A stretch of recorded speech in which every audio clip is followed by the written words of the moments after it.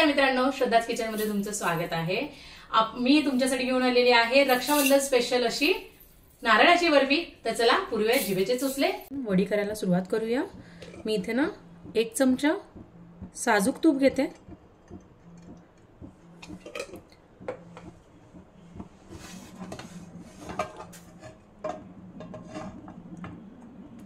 आता मी यात घालते 3 कप किसलेला नारळ आहे, ओला नारळ आहे, हा 3 कप घेतलेला आहे।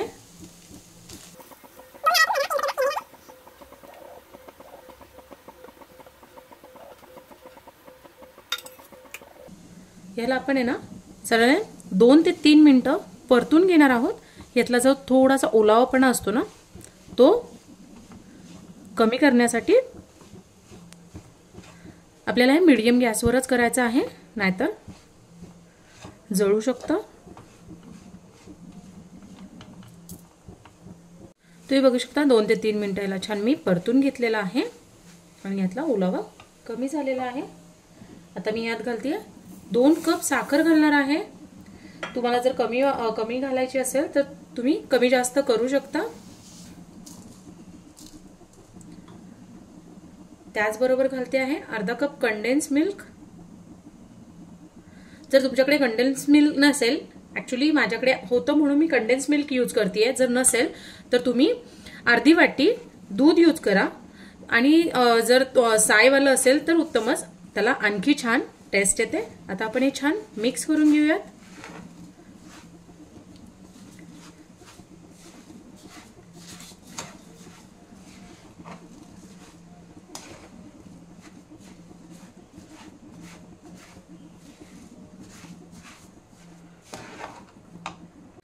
तुम्ही बघू शकता सगळे जिन्नस एकजीव झालेले आहेत आणि हे ओलसरही झालेलं आहे।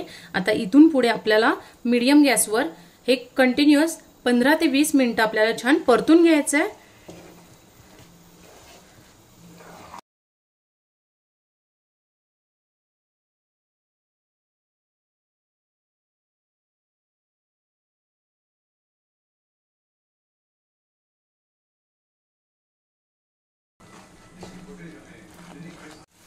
तुम्ही बघू शकता आपलं ना गोळा असा तयार व्हायला सुरुवात झालेली आहे। हे ना गॅस एकदम मंद करायचा आपल्याला।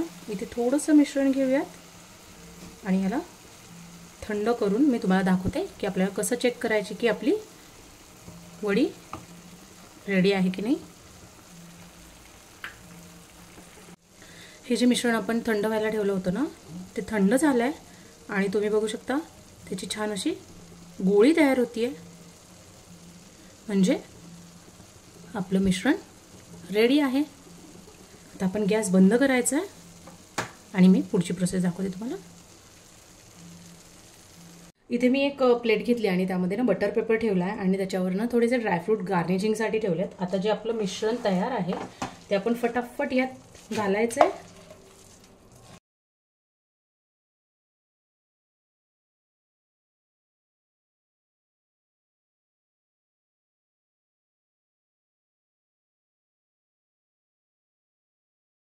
तुम्ही बघू शकता मी असं एकसंध असं याला स्प्रेड करून घेतलेला आहे। सेट होईस्तोपर्यंत आपण साईडला ठेवणार आहोत। आपली वडी हलकीशी सेट झालेली आहे, कोमट आहे अजूनही। आत्ताच आपल्याला या स्टेजलाच आपल्याला वड्या पाडायच्या आहेत।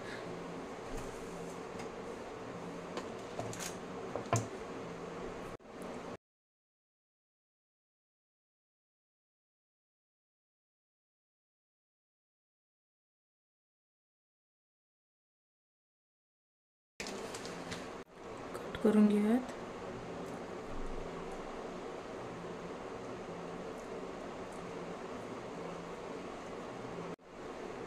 मी इथे वड्या पाडून घेतलेल्या आहेत। आता याला पूर्ण थंड होऊन देणार आहोत, मग आपण या वड्या साईडला करून घेणार आहोत। तुम्ही बघू शकता आपली नारळाची बर्फी किती छान झालेली आहे। तुम्ही रेसिपी नक्की ट्राय करा। माझ्या चॅनलला लाईक, शेअर आणि सबस्क्राईब करायला विसरू नका। थँक्यू।